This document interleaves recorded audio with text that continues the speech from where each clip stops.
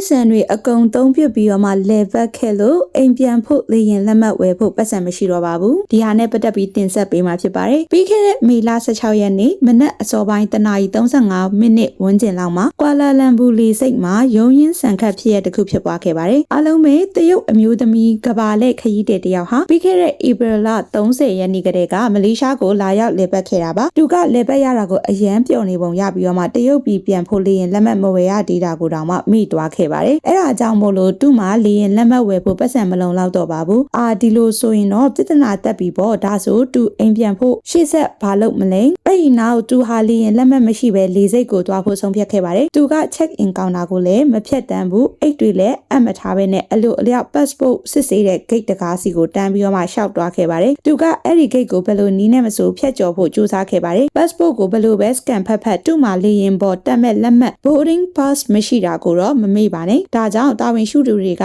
လာရောက်စစ်ဆေးတဲ့အခါမှာသူကအတင်းအဓမ္မရုံရင်းဆန်ခတ်ပြင်းပြင်းထန်ထန်ပြန်လဲခုခံခဲ့ပါတယ်သူကကျမ်းမြေပေါ်မှာလဲချလိုက်ပြီးတော့မှကျမကိုမတွန်းနဲ့ကျမကိုမတွန်းနဲ့လို့အော်ဟစ်ခဲ့ပါတယ်တကယ်တော့ဘယ်သူမှသူ့ကိုမတွန်းခဲ့ပါဘူးနောက်ဆုံးမှာတော့အမျိုးသမီးရဲမေလေးရောက်လာပြီးသူ့ရဲ့လက်တွေခြေထောက်တွေကိုတစ်ဖက်စီကနေမှကခေါ်ထုတ်သွားခဲ့ပါတယ်တကယ်လို့သူအပြည့်ရှိကြောင်တွေ့ရှိရရဲ့အမြင့်ဆုံးတန်ငွေဘတ်8000တို့မဟုတ်ထောင်တန်2နှစ်တို့မဟုတ်ပြစ်ဒဏ်2ရက်လုံးချမှတ်ခံရနိုင်ပါတယ်ဒီလိုမျိုး